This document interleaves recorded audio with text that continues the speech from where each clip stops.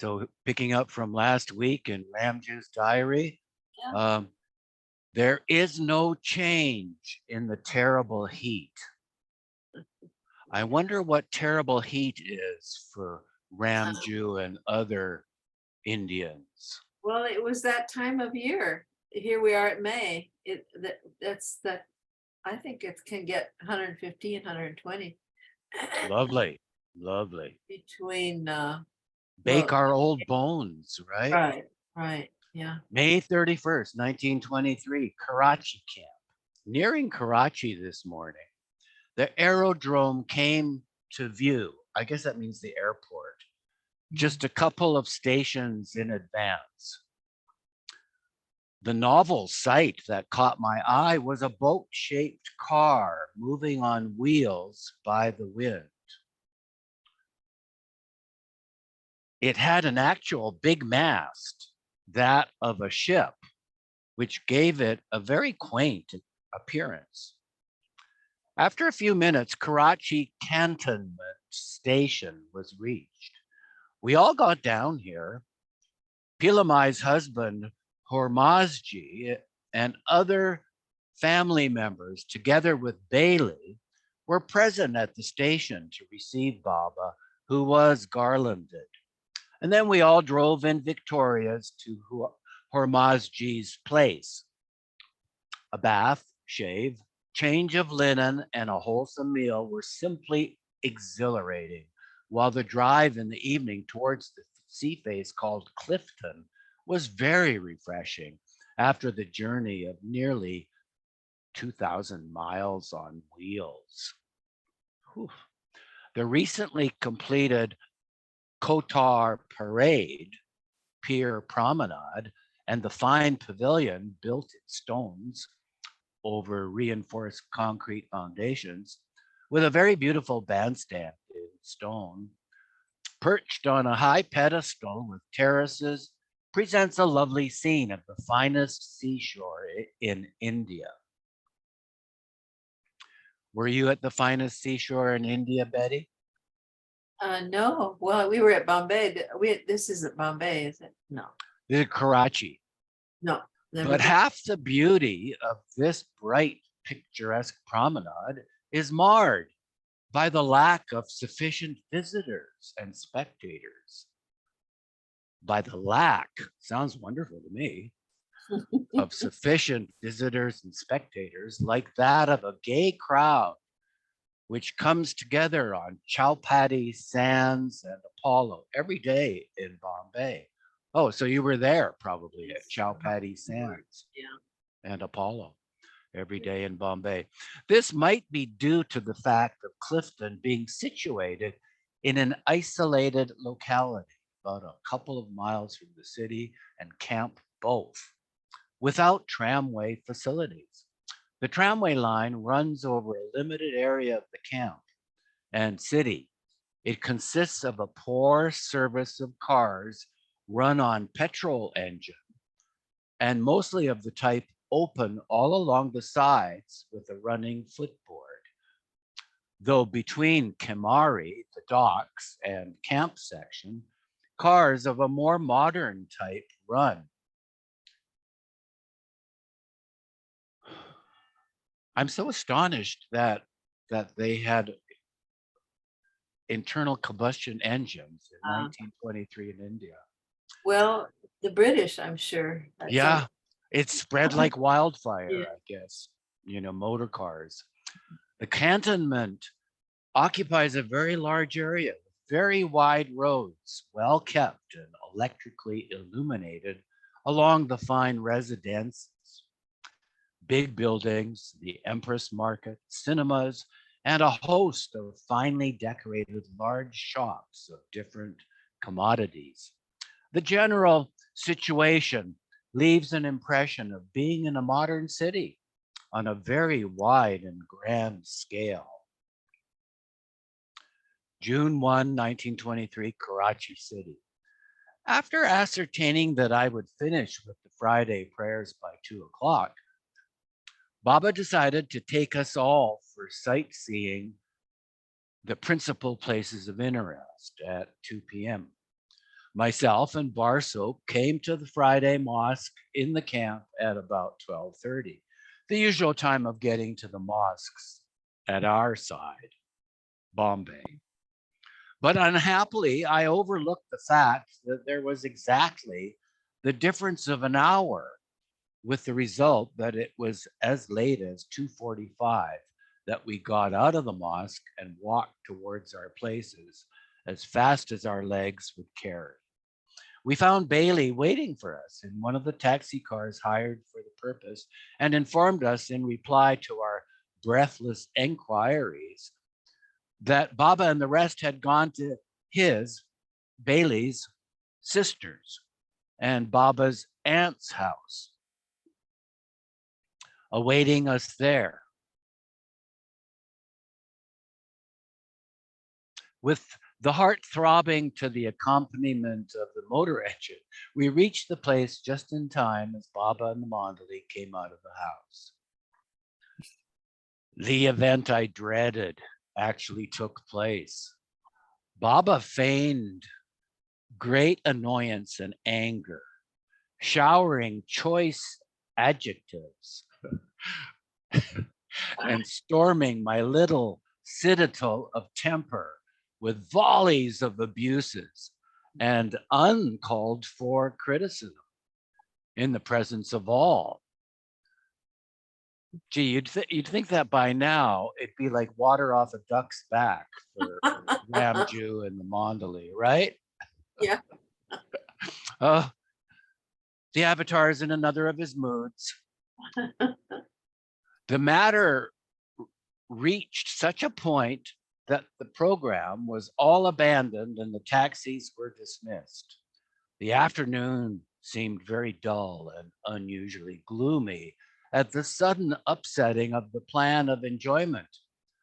But it did not keep long. After an hour or so, new life was infused in the atmosphere by taking to the first plan. Baba again decided, under some excuse, to go out. All the taxis were called back again. And we started towards Soldier Bazaar. After a few minutes' comfortable ride in the commodious Buicks, we came to the government botanical and zoological gardens combined with an interesting collection of birds and beasts. The lake, amidst the pretty shrubbery with swans gracefully gliding in together with the other waterfowl, ducks and herons, presented a charming picture of natural beauty. Having finished going round this place, we took to the motors and started towards the city proper by the principal roads and through important localities. We had been to the local museum, but could not get in. And on Friday, it is reserved for ladies only. So we had to be content with looking at the building from the outside, which is a good specimen of fine architecture and one of the most important public buildings of Karachi. Almost all cinema theaters were visited for choosing a program for tonight. The most prominent road, and I think the only one of its kind, Bunder Road, also came to our view from end to end. As starting from camp, we went to Kamari, the docks, the extreme end of Karachi. Bunder Road is amply wide enough, befitting a great city, running straight for miles from camp to Kamari through the heart of the city, with a good traffic of trams and other conveyances. That's so funny, you know. You get older like me and you start liking little tiny places with narrow Right. lanes. Right. The camp side of the road is rather isolated because of the spare buildings thinly scattered along the road. The Kalikdina Hall is a plain but fine, imposing building where the trial of the Ali brothers and other heroes of the nation had taken place. The locality called Fadihata is thickly populated and looks like city proper, while a little further on, palatial, mercantile, and public buildings on both sides of the road give the appearance of a miniature Bombay. We also had a passing glance at the Bolton market of the city. Betty, could you unmute, or you are unmuted? Yeah. Could you continue, please? The most imposing and the largest building that came to view was the huge and giant premises of the Karachi Port Trust near Kamari. The docks don't appear imposing enough for this important port, being without any buildings of size, save for the insignificant sheds and offices there, as well as occupying a very limited area on the whole. We had a short cruise in one of the ferry boats towards the island opposite to the docks called Manners, having a fine beach for an evening out, and save for a few houses of Hindus and Muslims, with a small temple and mosque, it is mainly occupied by the military. The elevated portion is fortified and the surrounding area is prohibited to the public. There is also a lighthouse on the island. After supper, we all went to a cinema, and thus late in the night, the day of amusement ended. June 4th, 1923, Karachi suburbs. The last 2 days were quite uneventful, save for some of us having gone out for a walk. But this morning, we were again on the move.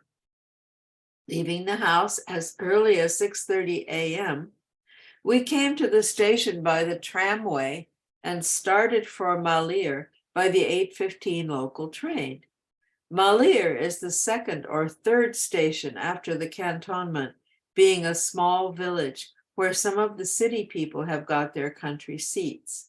We put up in the compound of a bungalow for a few minutes' walk from the station, where we ourselves carried the things, consisting of the utensils for the ready and hot meals, bundles of bread and ice, and the confounded water melons.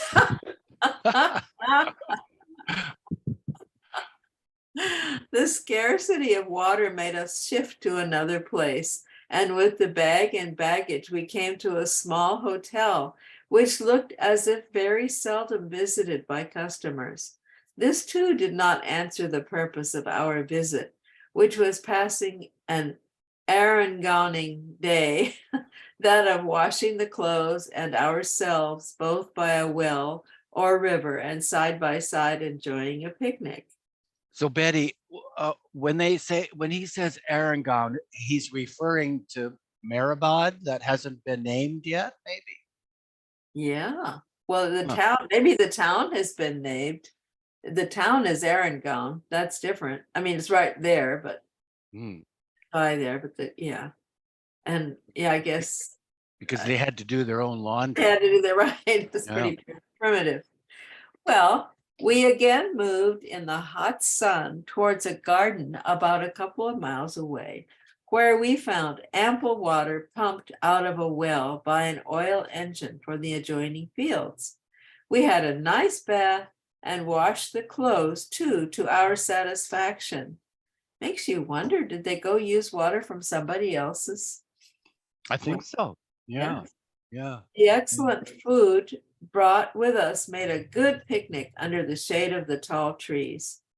But unfortunately, the monster watermelon that had fallen to my lot for transportation still occupied my shoulders while returning home, being the only one of the lot that was not eaten. It was bumped to the ground, though, through slipping from my back. I felt relieved and enjoyed the situation. June 7, 1923, starting for Quetta. According to the change made in the plan on the 5th, we left Karachi for Quetta at 9:30 this morning. We had passed a nice time at Karachi for the week, the climate being very moderate and fine, together with the excellent hospitality of our hosts. No sooner the train passed a few stations than it began to get hot, gradually increasing to the level of Agra and Mutra. In addition to the heat, the sand dust added to the inconvenience of third-class traveling. A train going through a barren, sandy country proved a very dull time.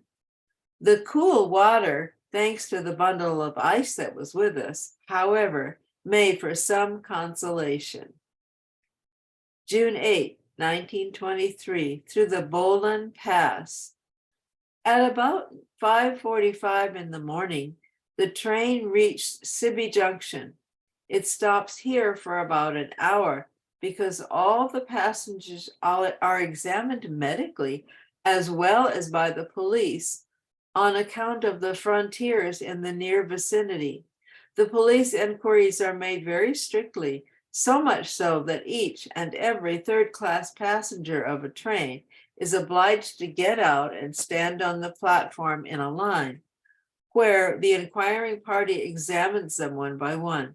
Happily, we escaped that fate, as the officer was satisfied, after taking down the names of each and every member of our party in the carriage, together with the other formal particulars as to occupation, etc., which we afterwards came to know was due to the wire our host had sent from Quetta to the entire inquiring authorities at Sibi about us. This train started at 6:30. Barsoap, who had been sent to ask about milk, missed it and got left behind, barefooted and bareheaded. The exciting as well as humorous sight of Barsoap making frantic efforts in getting hold of the last carriage of the guard by running as fast as his heavy body would allow after the quickly disappearing train along the platform showed that he did not spare a single breath in the attempt.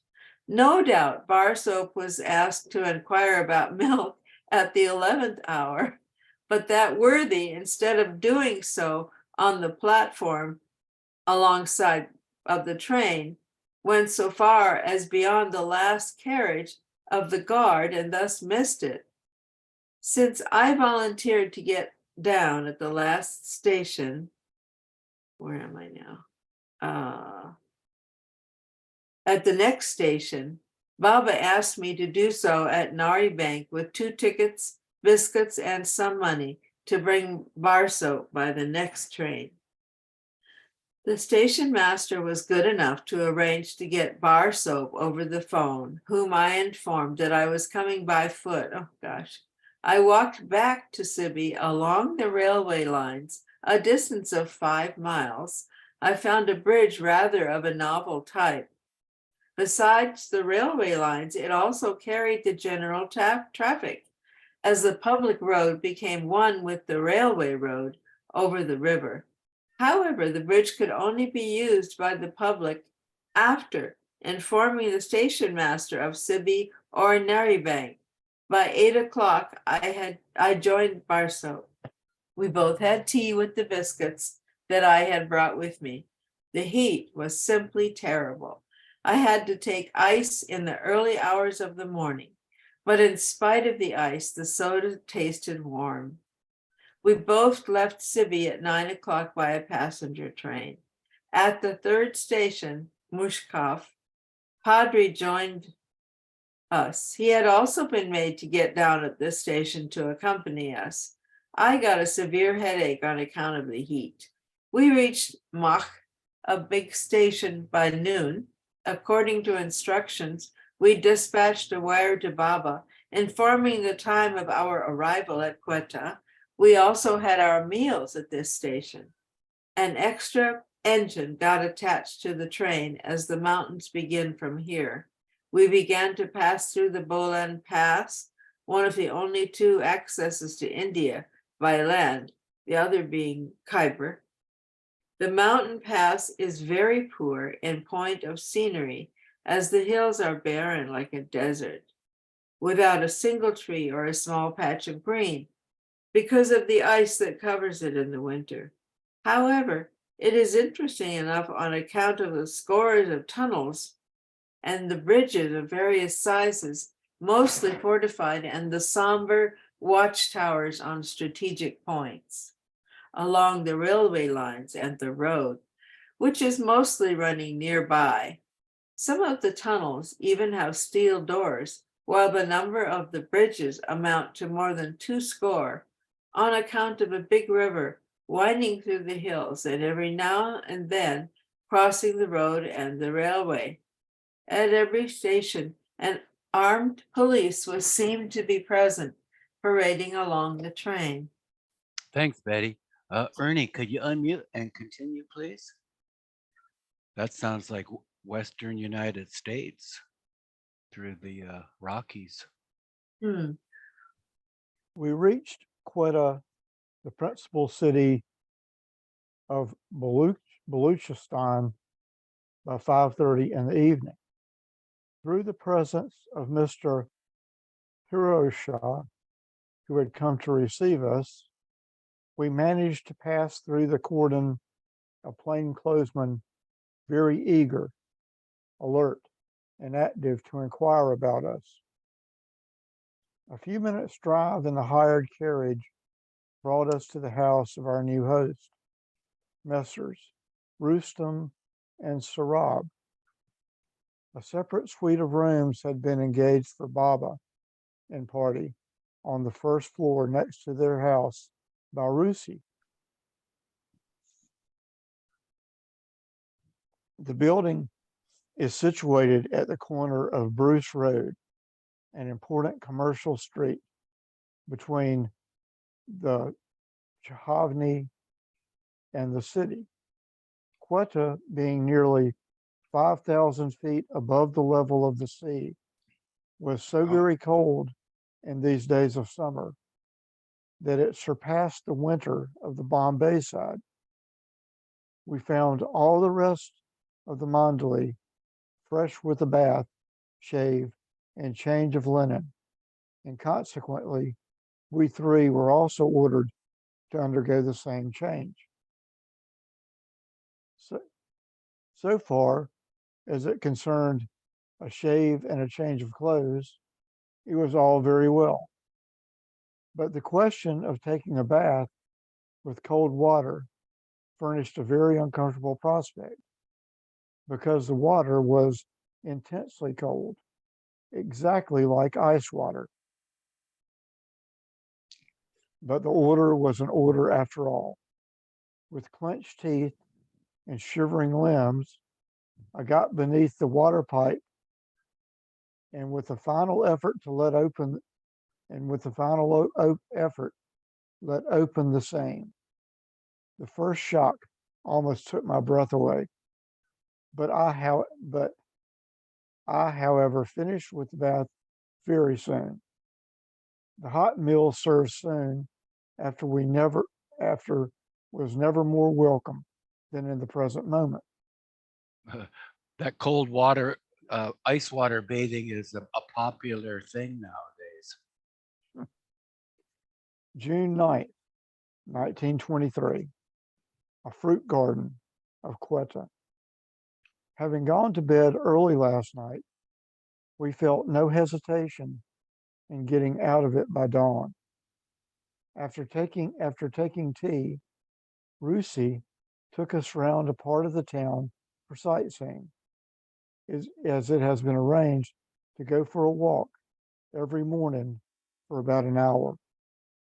A brisk walk brought us in one of the scores of fruit gardens, for which Quetta is so very famous.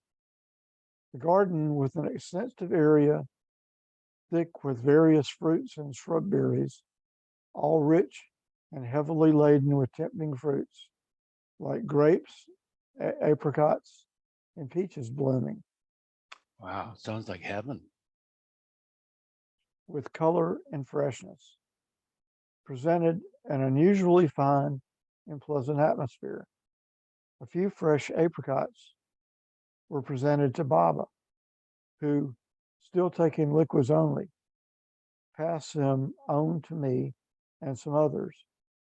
The exhilarating taste cannot be described by pen. June 10th, 1923. Markets of Quetta. The fateful 10th, the one time long awaited day, came at last, but passed away without an extraordinary event taking place. Again, after breakfast, we went for a walk in the city proper and expected the finely built vegetable, mutton, and the kabari markets.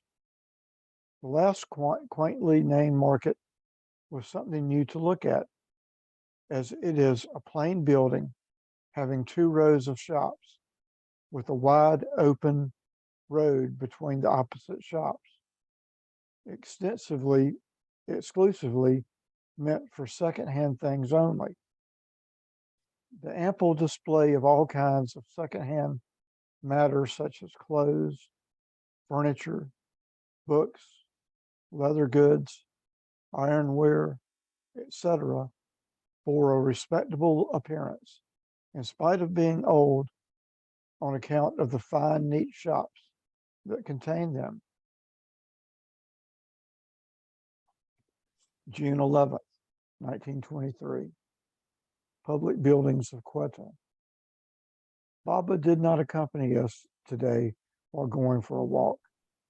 We had a look at the Sandham Hall and statue erected in memory of a military celebrity of that name.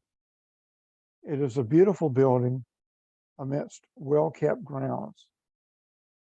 The local museum is also nearby, but was closed on account of the early hours. The next public building of size that came to our view was the town hall, a big and enormous, though plain, mosque-like building where important meetings, etc., take place. But the palatial rest house, the traveler's shelter, is the most beautiful building, being built in the most charming style of Indian architecture. So, does anybody know Traveler's Shelter? Were those free, or were they like hotels that you paid at? Mahu, do you know? No, unfortunately, I don't know about those days. Ah, Yeah, 1923. I I have would a have. hard time remembering. Oh, in India, Well, Go ahead, none of Mayor. us, because we must have known in past life, right? Exactly. Though we could have been in Africa Yeah, why not? or China. Don't know. Go ahead, Mayor. Karan, were you going to comment? yeah, in India, it's almost next to free. More likely, if it is a railway station attached, they will let everybody come in with a ticket, like kind of thing. Uh-huh. So if you have a ticket, you can stay. Please continue, Ernie, for another minute. June 12th, 1923. A new plan. We had the usual walk this morning along the road popularly known as the Thandi Sadak, on account of the giant trees providing as complete a shade over the road as a roof. Save for the traveling inconveniences, we were passing an easy, and to a certain extent, pleasant time since leaving Erangel.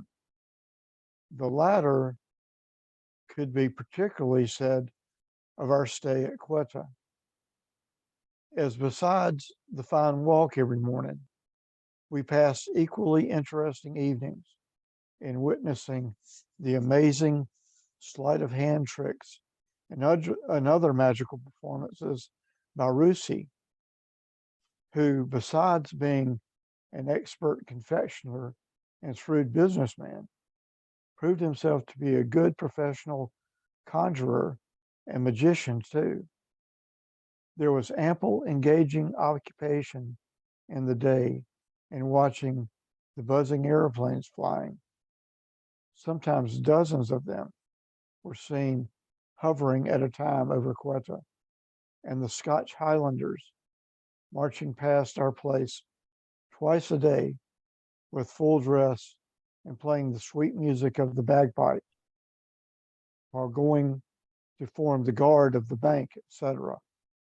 Also in playing cards, hearing the gramophone, and listening to explanations given by Baba sometimes. But the atmosphere got a little changed when Baba brought forth a new plan, that of passing 6 months more in India before going to Persia by undertaking a tour of walking from Kashmir to Bombay with an interval of about a month's stay at a suitable place en route. This meant serious business. Most of us got a new occupation in the discussions about the proposed tour. I bet. Walking for several hundred miles. Thank you so much, Ernie. Beautiful. Mahu, why don't you take a turn before you run off?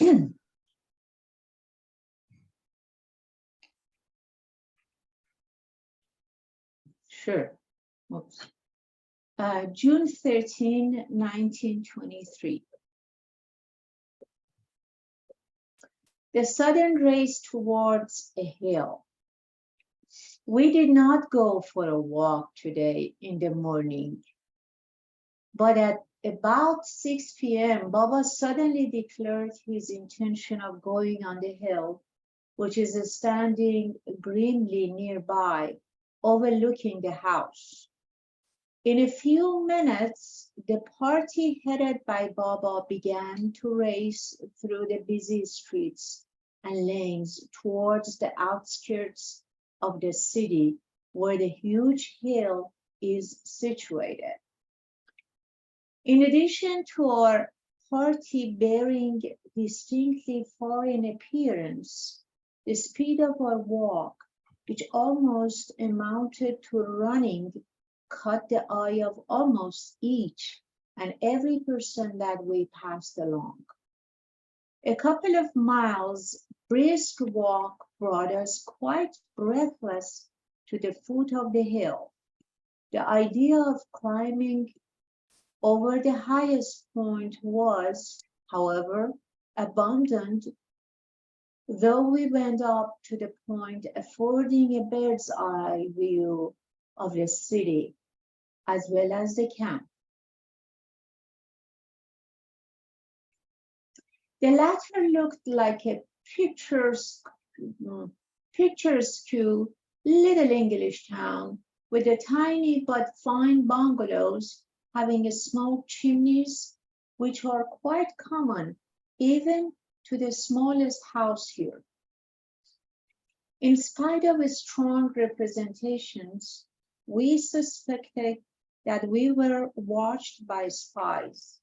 But today our belief was confirmed by the fact that the plainclothesman was noticed to have followed us on bicycle up to the foot of the hill and kept an eye on us while we were moving about.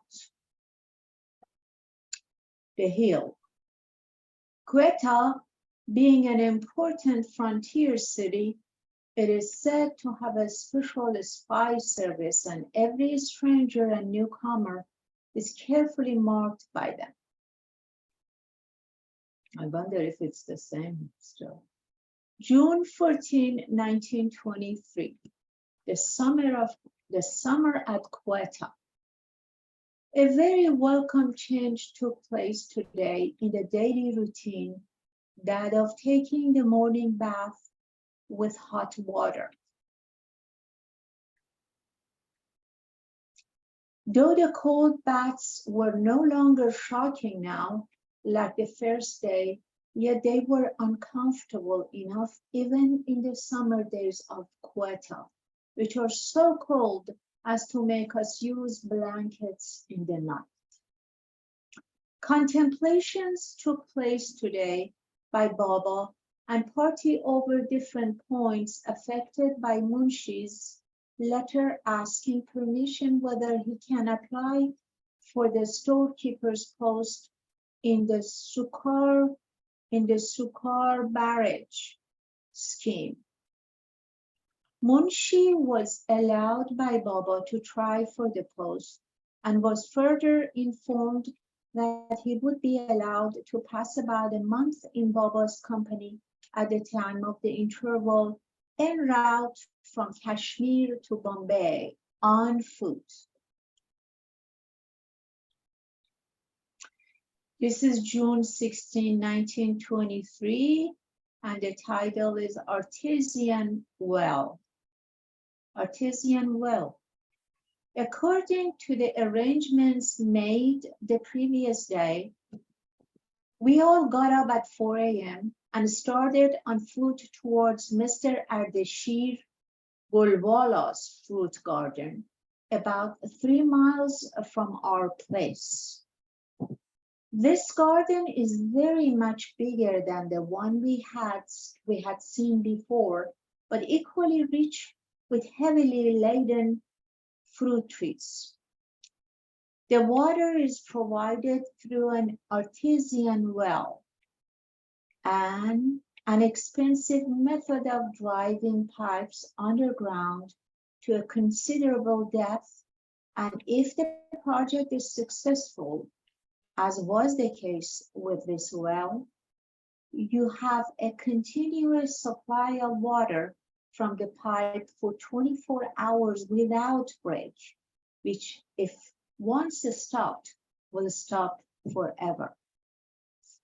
We passed a jolly good day playing gilli danda and etc.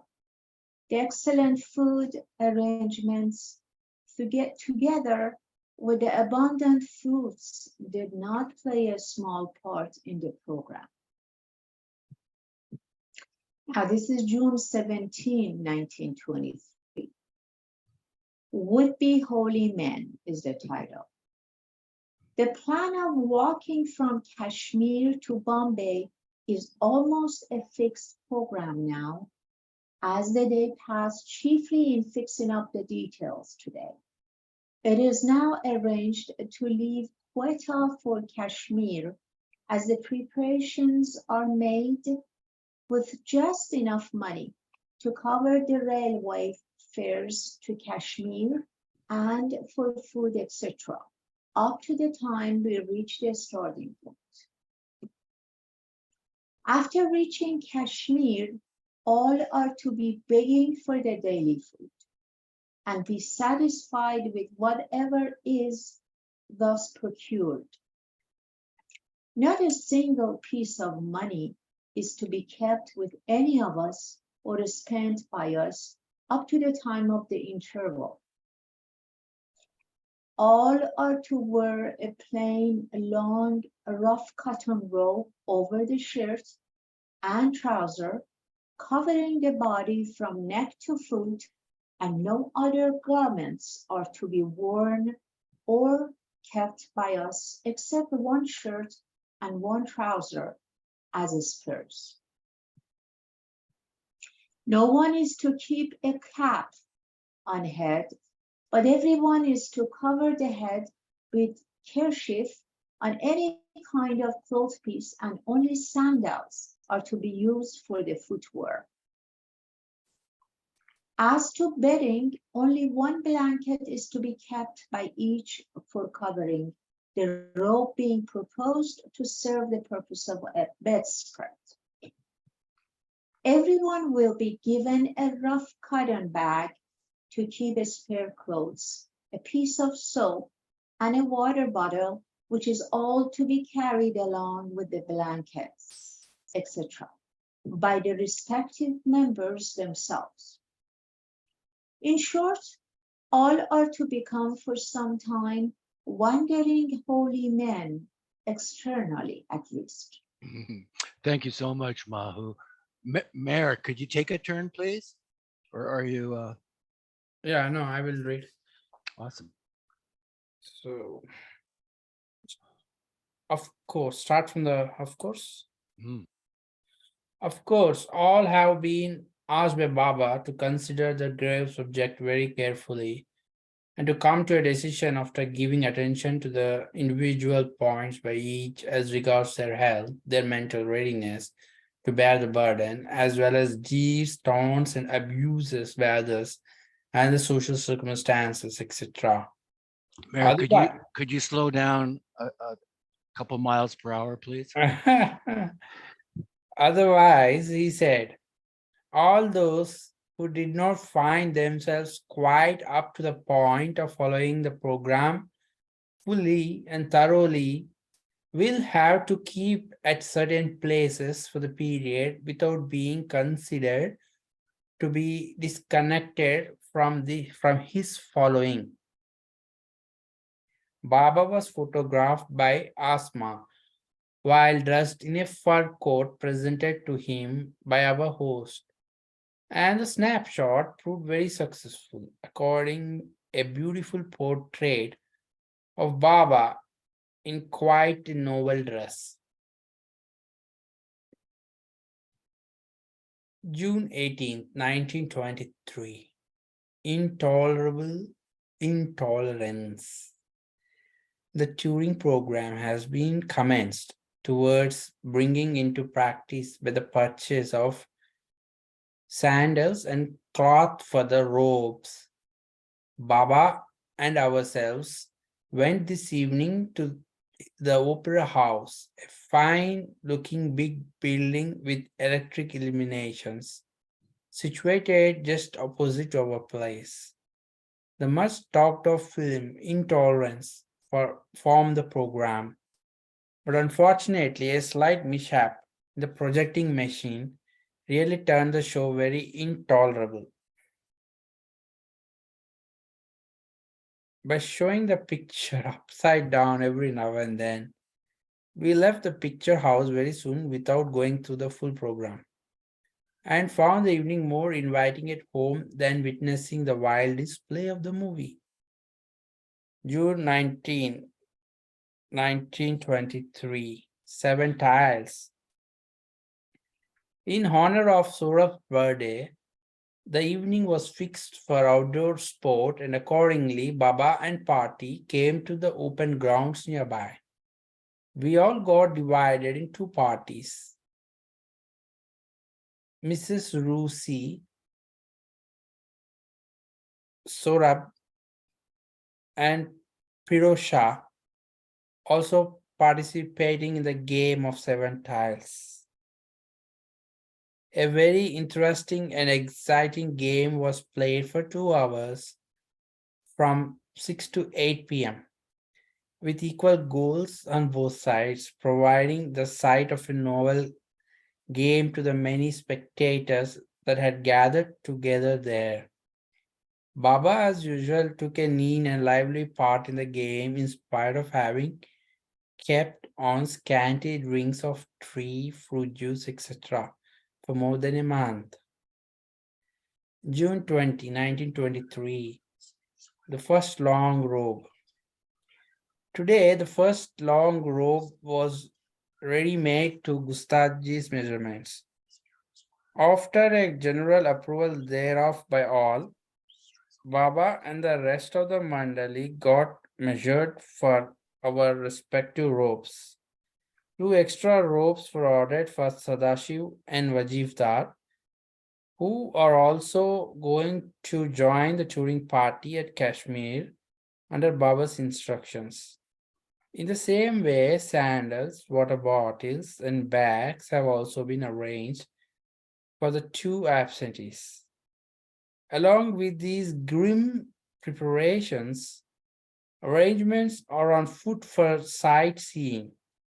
The waterworks, situated at a distance of about 14 miles from here, and enjoying there a day out on picnic. June 21st, 1923. Valley of Uruk. According to the elaborate arrangements made by our enthusiastic hosts, about 3 Ford cars headed by one more Ford lorry presented themselves in a line along our place in the early morning. Utensils, food, and other things almost occupied the whole lorry. Yet myself and Barsop, along with Mia Khan, squeezed in, and we started while Baba and rest were to follow by other cars. The first part of the journey through the Chawni and the brown barren part of the valley was not quite interesting, but as we approached nearer to Uruk, where the waterworks are situated, we passed along a few miles of the beautiful and charming part of the valley, rich with green patches here and there amidst clusters of big trees. There seemed to be an abundance of water here, which ran in many rivulets amongst the trees, hills, and dales, being the overflow of water from the Uruk. At some places, the water was so collected between the trees as to appear like a huge piece of mirror set in there. About 14 miles of refreshing motor spin brought us to the visitors' bungalow just near the works. Within 1 hour, all the rest joined us. Mia Khan and the ladies and all the family members of our hosts and Gulmai had come too. Got busy preparing the food while we divided into two parties and had an interesting game of 7 tiles, Duppa Duppi, etc. The thorough experience and the extremely beautiful surroundings produced a good appetite, which was amply satisfied with exceedingly fine food freshly prepared. Quetta Waterworks. After the meals, Baba sat for a picture under a tree along a stream passing nearby, and it proved a successful snapshot. The party was also photographed twice, but only one picture developed well, the other went wrong, and with it the pains of scrambling over a huge ball-shaped stone upon which we stood for the snapshot. In the afternoon, we all went for the close inspection of the waterworks supplying the whole of Quetta with water. It consists of very little artificial work and is mostly a natural affair. Though there are no greens, shrubberies, or trees nearby, yet the golden brown hill, broken into several huge boulders and rocks, with the clear crystal water running and dancing through the many streams winding and encircling the rocks from upwards, presented an exceptionally charming picture, especially in contrast with the clear blue sky above. We went up the hill for a little distance, scampering and jumping across the water from one boulder to another. Baba sealed a very steep point on a higher level than most of us had reached, and looked very strikingly and divinely pretty. At the foot of the hill there was a small pond which contained the most same crystal water coming down the hills, but there it appeared extraordinarily bluish. I guessed hard, but could not account for the shade of color, as it was extremely bright and light blue in contrast with the very dark color of the sky overhead. We were back home by sunset. Oh, here's a perfect place to stop on and start next time on chapter 11. Thank you so much, Mayor. That was awesome.